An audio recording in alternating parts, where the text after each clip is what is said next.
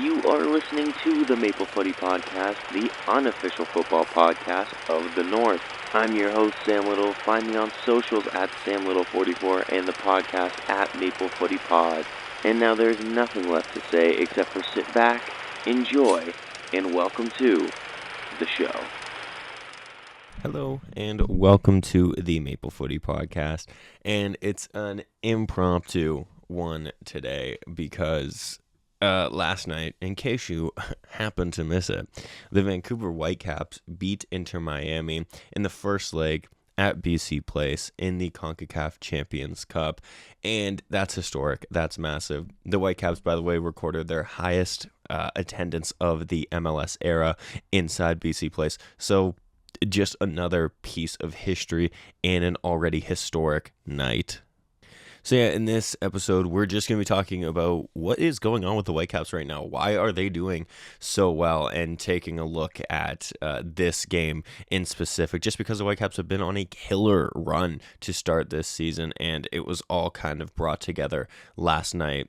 And yeah, just very much excites me because I love to see Canadian teams do well, and I love to see Canadian players do well, and Canadian players did play a part on the night. But another piece of history actually wasn't Canadian. It was, in fact, American, as Brian White, almost said Brian Wright, Brian White of the Vancouver Whitecaps notched his 65th in all competitions for the Whitecaps, and that ties Carl Valentine for fourth all-time in Whitecaps history across all competitions. So that is just another piece of history on the night. So what do you say? Why don't we talk about this match? Where to even begin? I think I want to start with the crowd.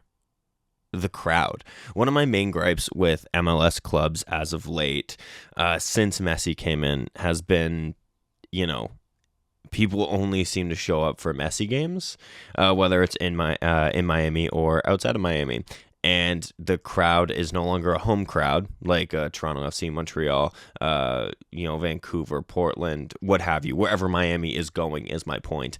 It's not a home crowd. Everyone's just there to see Messi. And whilst I wasn't there, obviously, whilst there was Messi jerseys in the crowd, this was a Whitecaps crowd. And I know KJ, Chris and Jack on One Soccer was kind of saying this, and I just kind of want to echo that sentiment of, like, this crowd was there for the Whitecaps. Like, yes, you did have the Messi jerseys, and, there were people there to see Messi, of course, but every time he was on the ball, he was booed.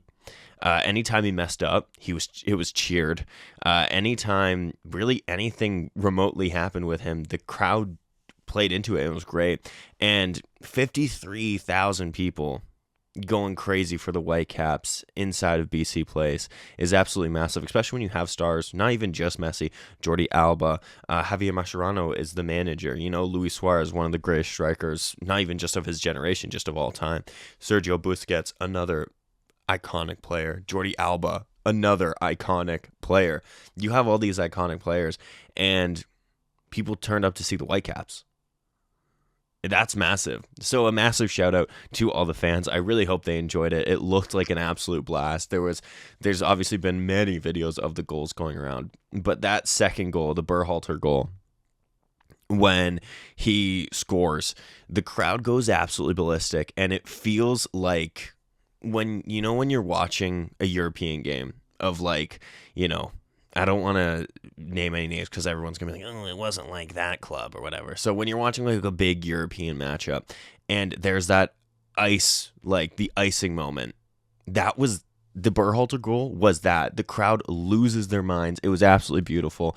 That is what football, soccer, whatever you want to call it, in this country needs to become and what it needs to be all about, especially going into 2026. It was absolutely beautiful. And yeah, it was just a great night, I think, because it's also the Whitecaps. They're the first Canadian team to beat Inter Miami now, with Messi, of course. And that was Messi's first time losing to a Canadian club. So that is another massive moment, I would say, for Canadian footy. And Vancouver Whitecaps, let's talk about them as if we're not talking about them already. But yeah, also preface this, I have no idea how long this episode's going to be. This could be 10 minutes, this could be 20 minutes, this could be 12 hours. I have no idea. I'm just going to talk until I feel like I've made my points. Yeah, the Whitecaps have started the season off brilliantly. Jasper Sorensen, what a job he's done, like genuinely.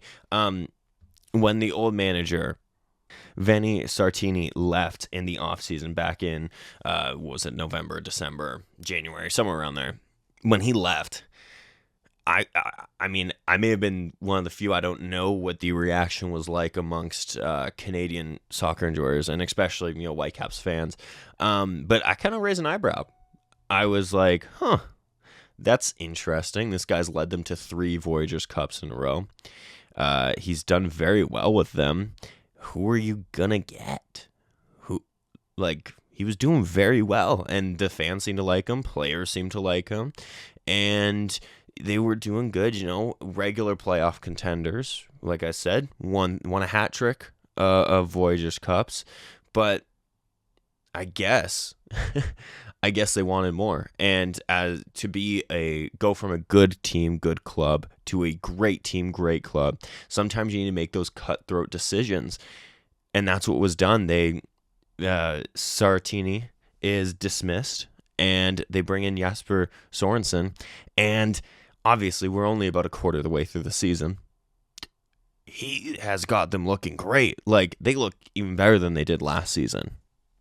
And I think what he's really utilized has been the attacking play of the Whitecaps. They have some phenomenal attacking talent, some that was already there and some that was acquired and brought in. And he's got them playing not so rigidly, not so defensively, but they're kind of free-flowing. They're kind of catchy on the counter. They're not afraid to absorb pressure, which they were at many points last night, absorbing a lot of pressure. The defense, we will talk about their defense at some point in this episode, but their defense was on point, and they have been all season. And that's a young defense. Those 2 fullbacks last night, Tate Johnson and Ocampo, they're 21, Ocampo, and Tate Johnson's 17, 18? I'll have to fact check that. But that's absurd. Tate Johnson, by the way, America have another very good left back on their hands because he is American. Sorry, he is not Canadian. We don't have another left back coming through our ranks. He pocketed Messi pretty well for a kid that's maybe not even an adult. That's kind of wild. But yeah, Sorensen has got this team playing just so well, from back to front in the center of the park. And it just feels like a proper team. These guys feel like a team, not a bunch of individuals, which sometimes MLS clubs, and really just any club in general, but MLS is kind of highlighted a bit more. They rely on some individuals. Like, case in point, Inter Miami. They're not a team. They're a bunch of individuals. And credit to them, they're a bunch of phenomenal individuals, like some of the best players in their positions of the last 25 years, but name me 2 other players that aren't of that Barca ilk. You'd be kind of hard pressed to do so without having to really think about it. Whereas with the Whitecaps, they feel like a team, an engine, if you will. Even when the defense feels like they're getting overrun, who comes back to help them? The midfield, the wingers, even Brian White was coming back. He's a striker, was coming back and helping defensively. And that is not an isolated thing to this one game. It would be different if this was an isolated incident of, oh man, the Whitecaps, they just showed up because the lights were bright. They haven't had that great of a season. No, these guys are first in the league in MLS action. They're leading the supporter shield race. So that just shows you that it's not just a one-off incident. These guys have been doing this for the first quarter-ish of the season. They have been that good all season. And I think a massive part of that is Jasper Sorensen.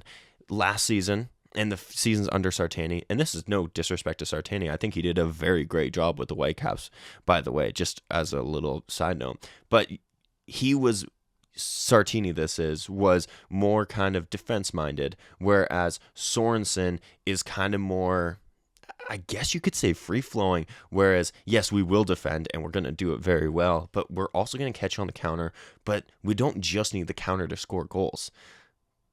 the second goal on the night was a counterattack, but that first goal was a great build-up play by the Whitecaps. So you kind of had the best of both worlds. And then also, if you want to look at all the defensive highlights on the night, my goodness, some absolutely great defending. But I think another thing that has really worked for the Whitecaps was the offseason. They used the offseason to strengthen where they needed strengthening.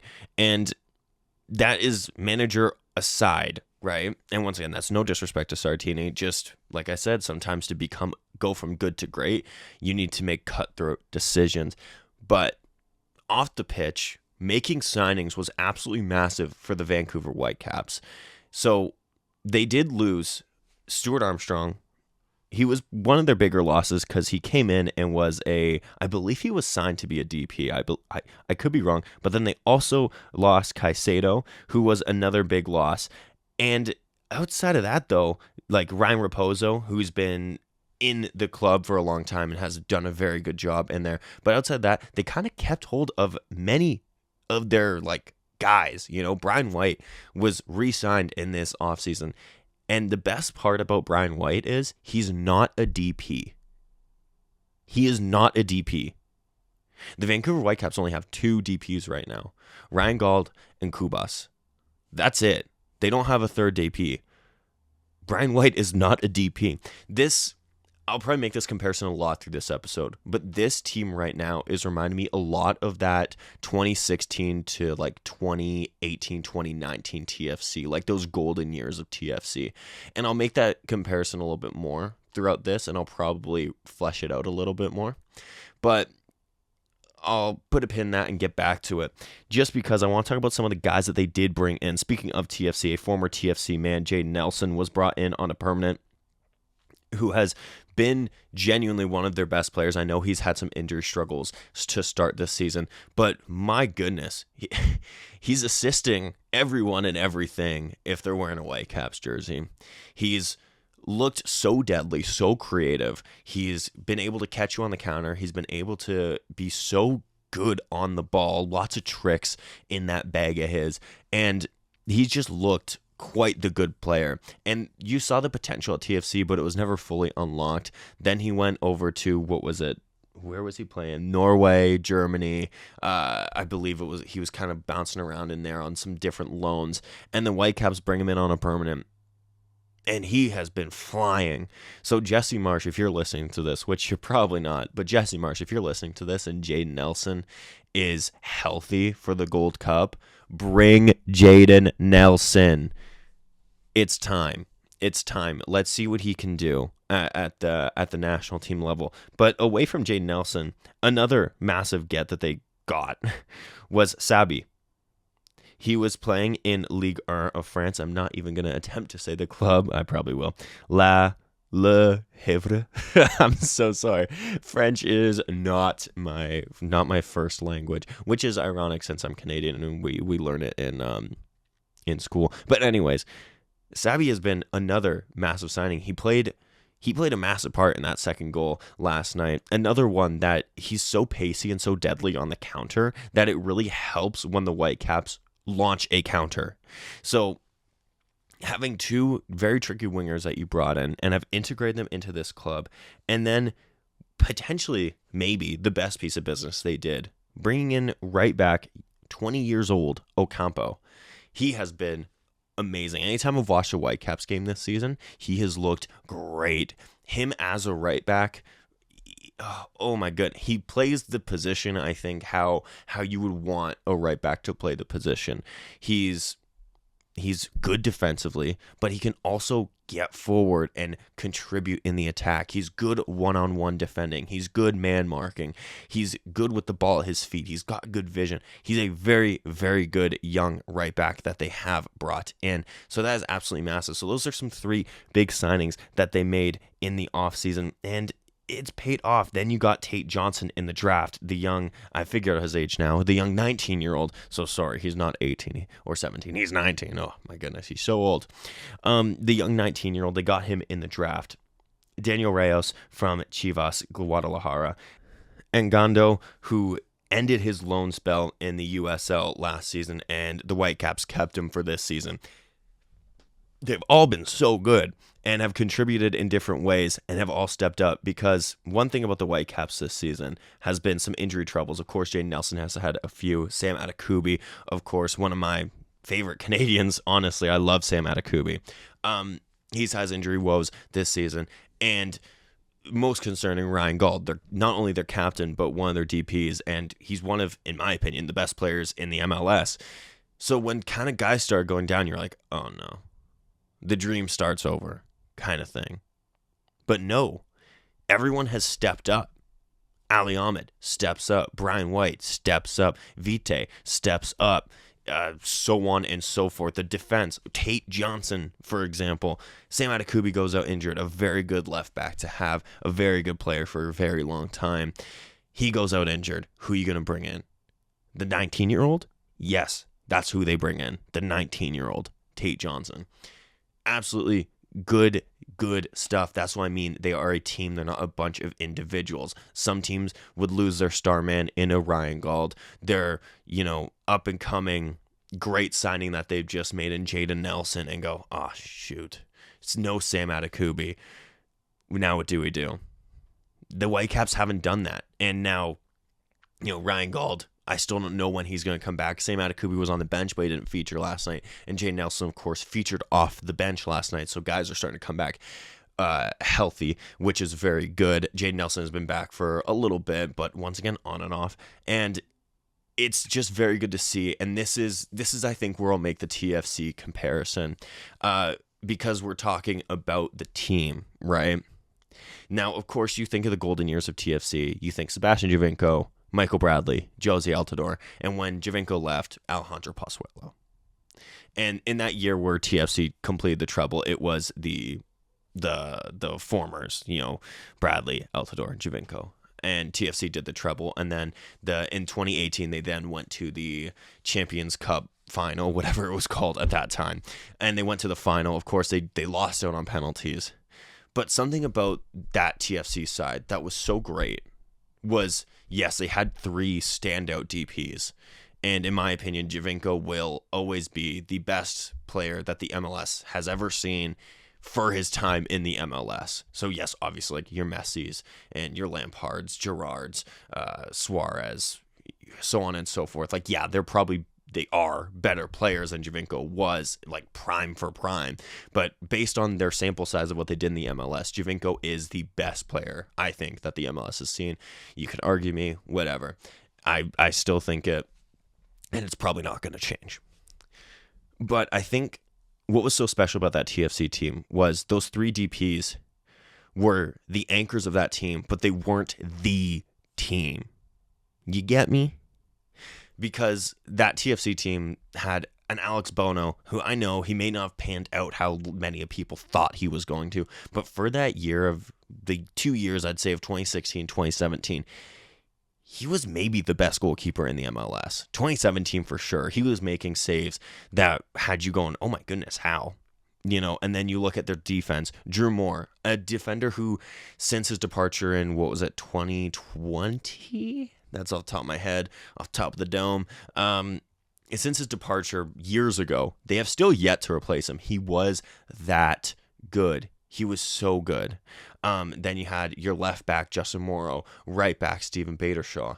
The midfield, of course, anchored by Michael Bradley. But then you had guys like Jonathan Osorio, Marky Delgado, Liam Fraser could come in and do a job. And then, of course, a guy who, not a DP, but is probably a DP caliber player. Does this ring any bells? Victor Vasquez. He should have been a DP. He was of the quality of a DP, but he was not a DP. Kind of like a Brian White. See what I mean? And then, of course, up front, you had Josie Altidore and Sebastian Giovinco.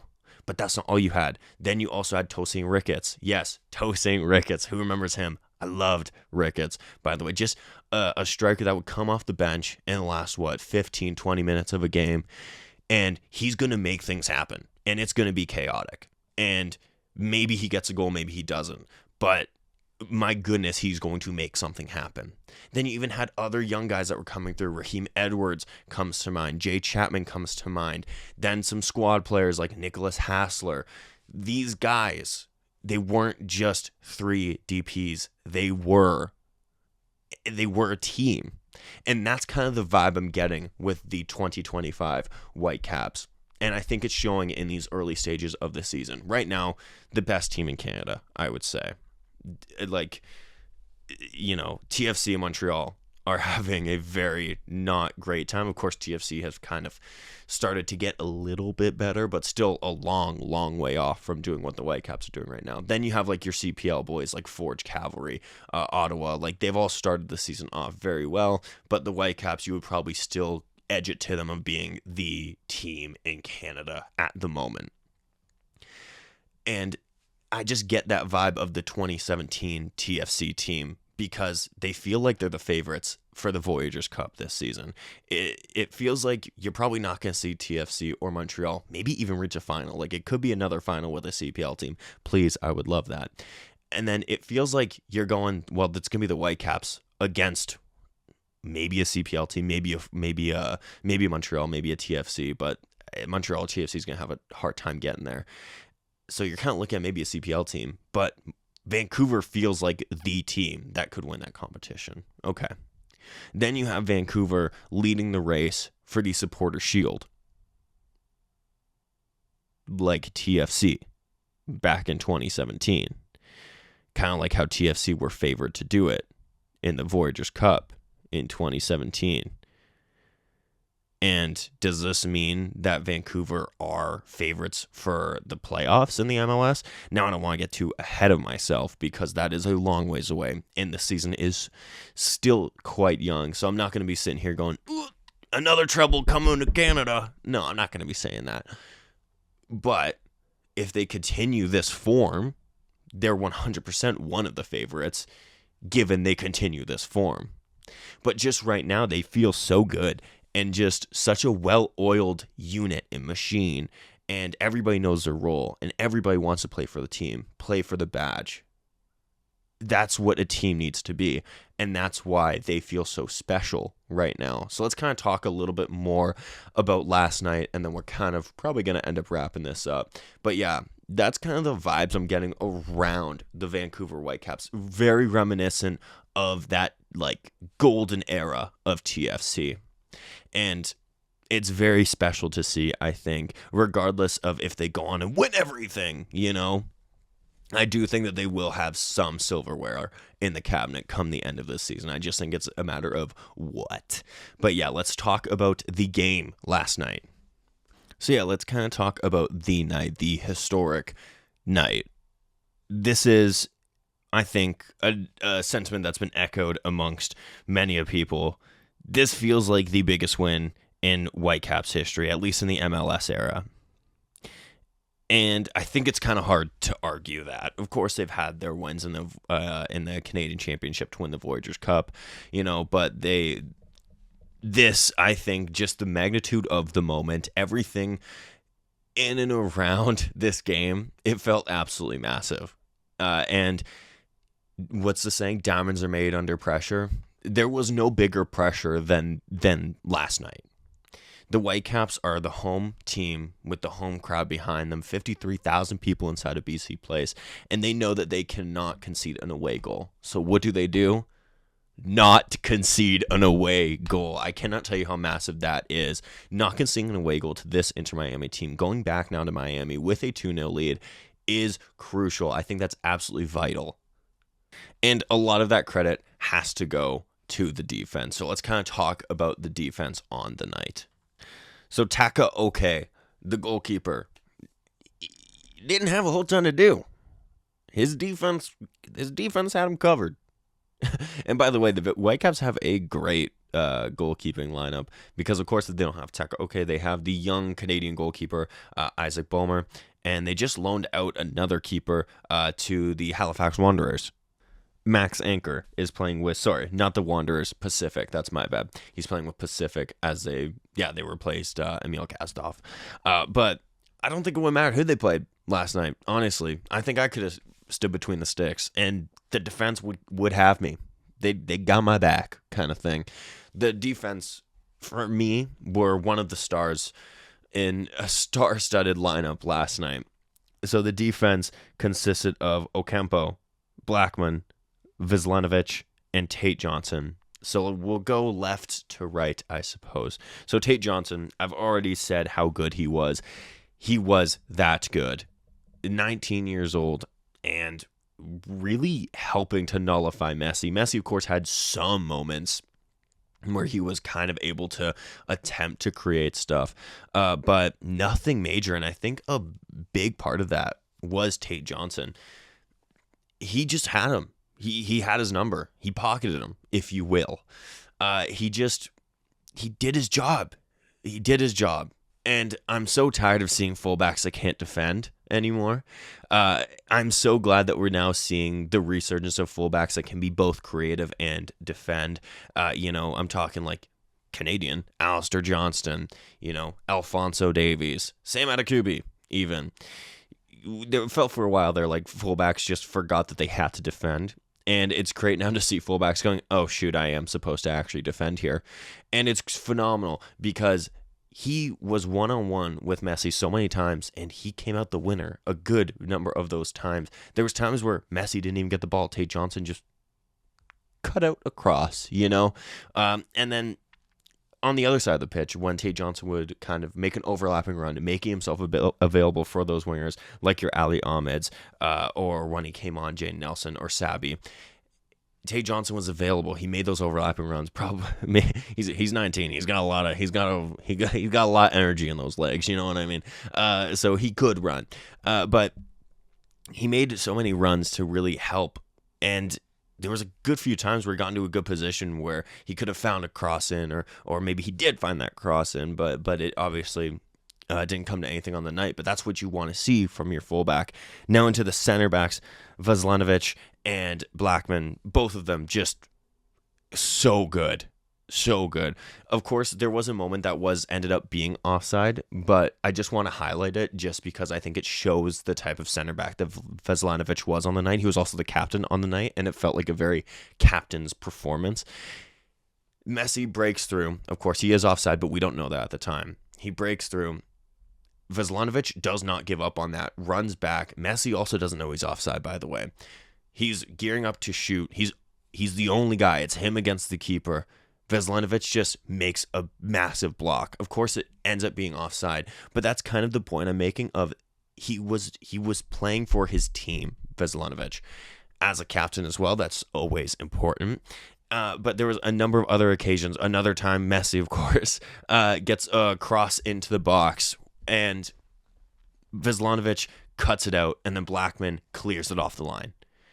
So you see the team in tandem there. Talking of Blackman, of course, gets a yellow card in the game, and to his credit, very mature performance.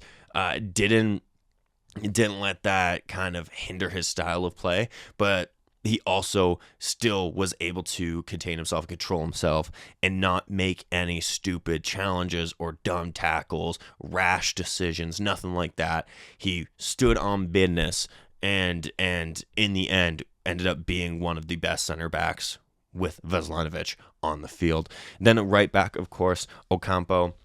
I cannot speak highly enough of his performance. I think what sums it up best was in the 94th minute, the last few moments of the game and stoppage time.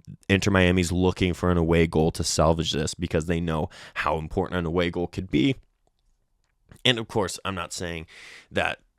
I do also want to say that I'm not saying Inter Miami are done, they're toast, whatever. I just think we need to highlight how good the Whitecaps have been this season, and this night felt like a good time to do so. So anyways, back to Ocampo.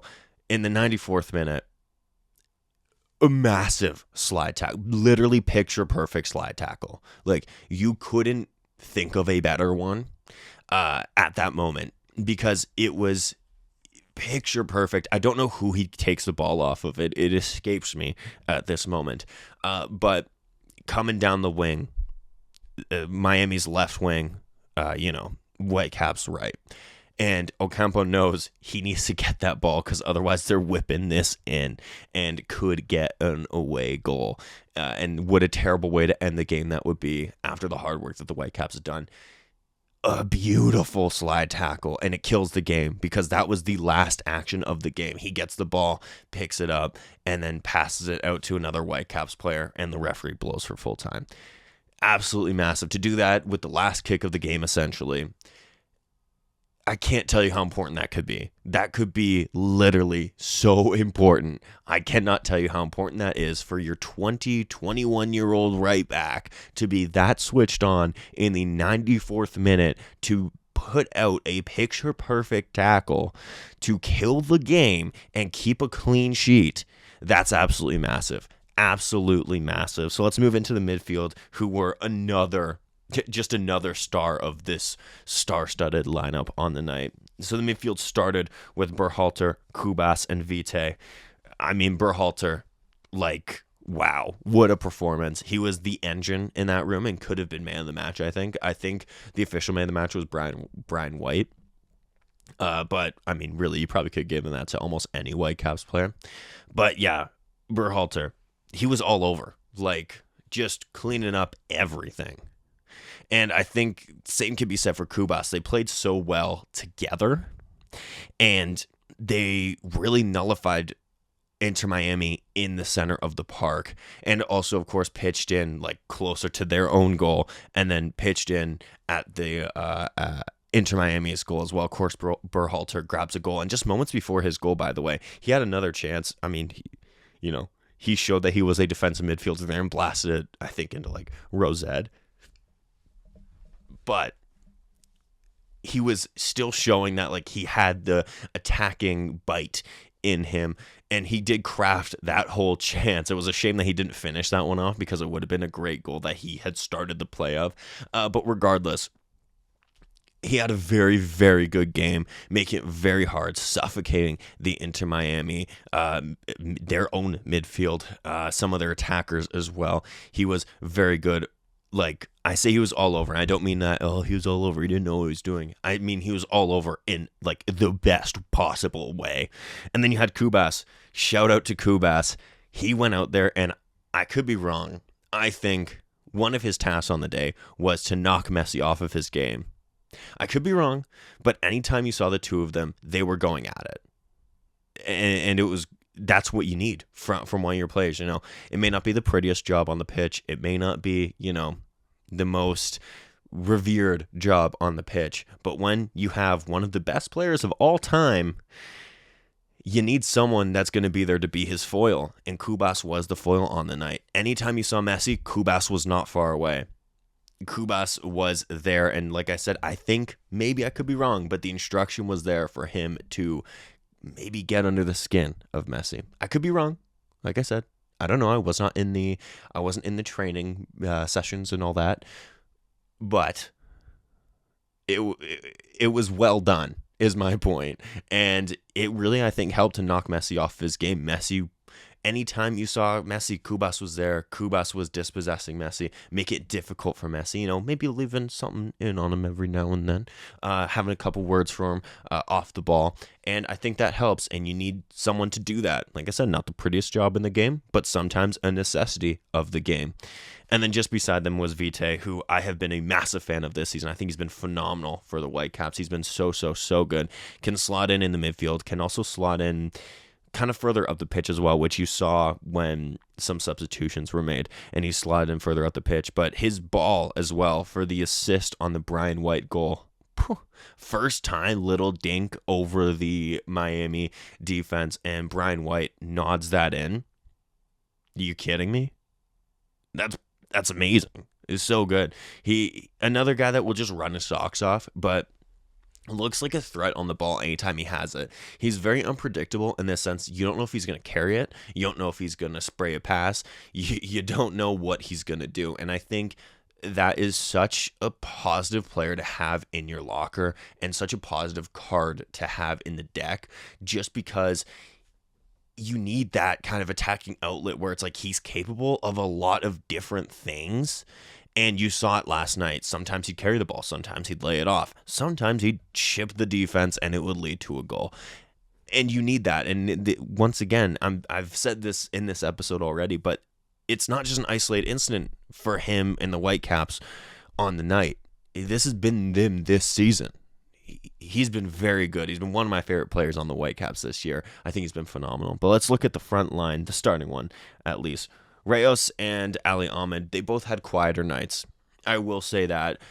They did have quiet nights, but they chipped in defensively, which I think was important, so they weren't totally forgotten about, But I think the substitutes that kind of came in for them offered a little bit more attacking. And I think, once again, wasn't in the training meetings, but I think that may have been potentially a part of the game plan. I think that the Whitecaps were playing this a little bit more on the defensive side, but still not fully parking the bus kind of thing, but a little bit more, we're going to be a little bit conservative here, and then come the 60th, 65th, 70th minute, we're going to make some changes, and we're going to inject more pace and life into this game. And I think that's kind of what happened on the night. And Ali Ahmed and Reyes, who, like I said, maybe not their best attacking game, but they still offered something in the match itself. And Ali Ahmed still had some important touches on the ball, was trying to create, you could tell, but also had to do the bits defensively. Brian White,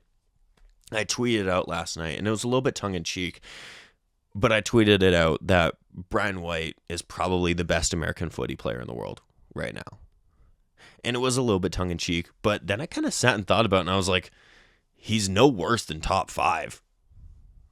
I'm not even kidding. Like, this isn't me being tongue-in-cheek now. Like, I'm being serious. Like, he's got to be top 5 American player in the world. He's played 15 games so far, has 11 goals. This is all competitions. Has 11 goals and 4 assists.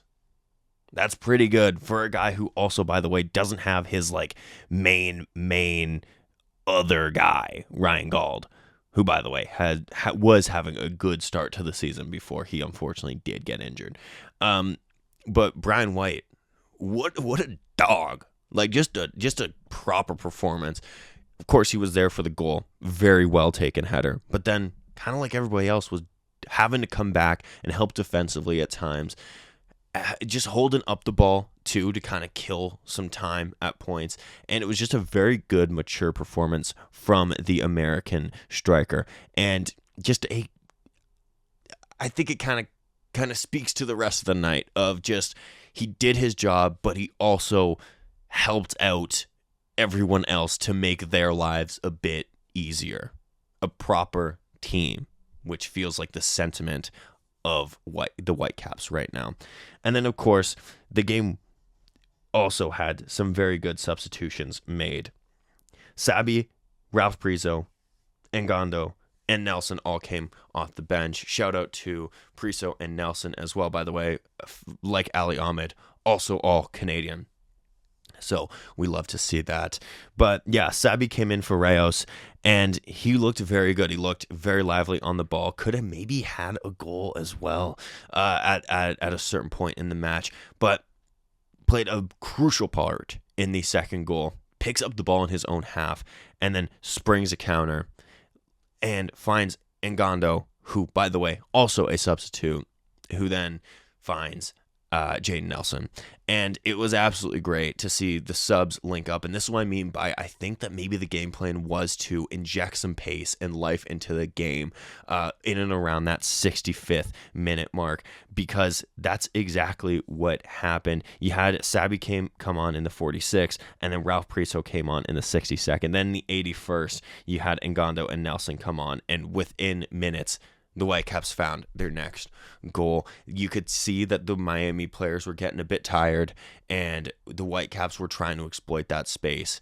So they bring on guys that can do just that. Sabi, Priso, Nelson, and Ngando all did that in different ways.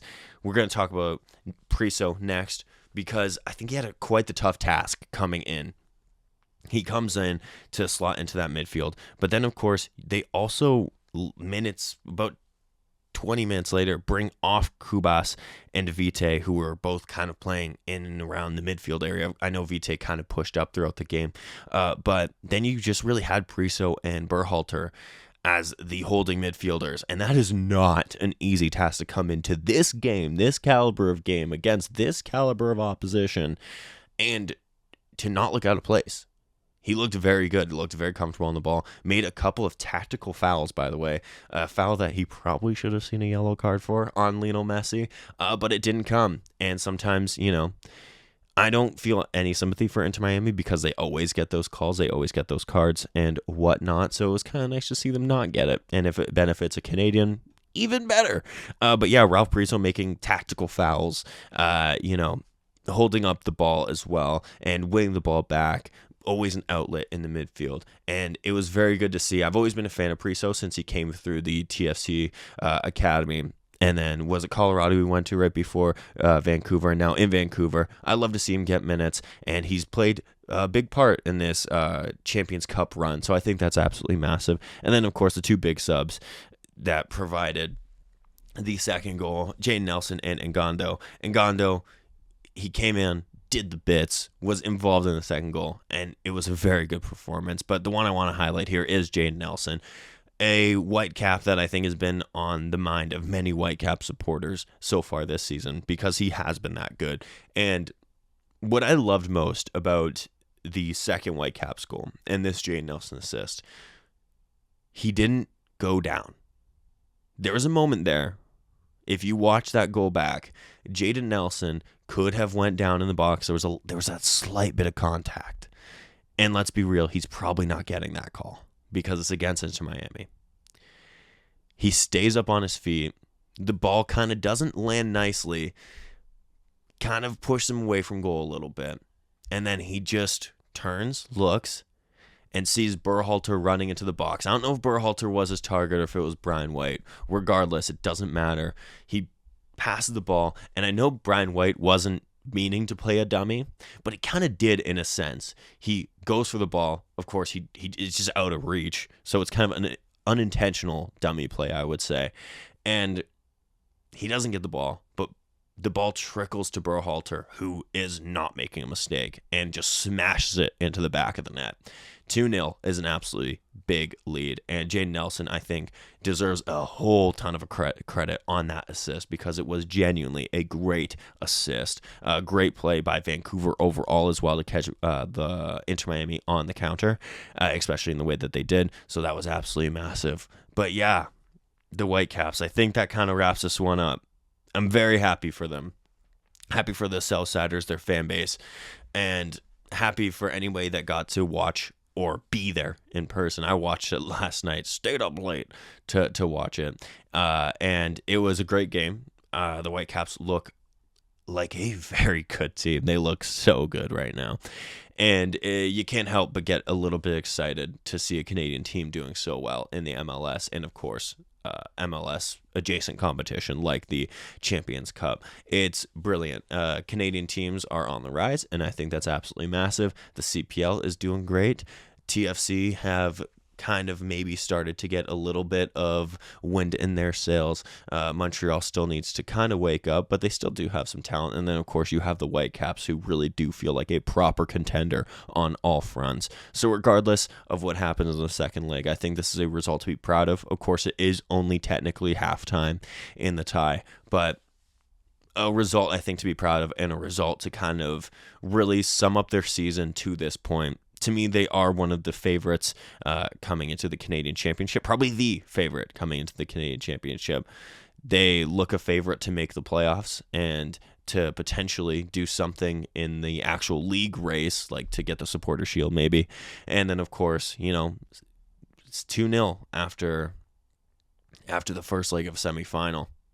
That's not a bad place to be in either, especially when you're facing another favorite in the competition in said semifinal. So yeah, they're 90 minutes away from greatness to get to the final of the CONCACAF Champions Cup, and I would love to see it. It'd be absolutely massive, I think. So hopefully they get the job done in Leg 2.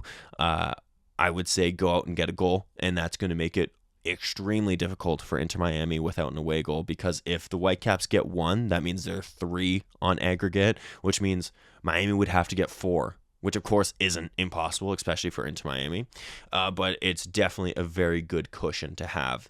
2 goals plus no away goals conceded is absolutely massive. I'll be very interested to see how they line up, how they play next game, and we'll probably be watching it, and we will be watching it. So, yeah, shout out the Whitecaps, having a phenomenal season. And thank you for listening to this. It was a very impromptu, spontaneous drop. I really didn't even have many notes written up about it, which I hate doing when I'm talking about the Canadian teams. But I didn't have the time to write up the notes, so I winged it. And I hope that you enjoyed it.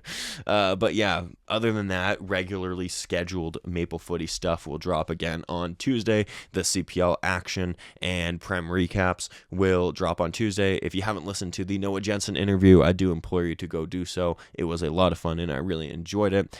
And until next time, keep supporting Canadian footy. And as I'm recording this, the Halifax and Valor will be playing in just a few hours. So maybe tune into that if you're feeling some CPL action. If not, there are some games tomorrow as well. Of course, some MLS action over the weekend for Vancouver, TFC, and Montreal, and other Canadian boys who aren't playing for Canadian clubs.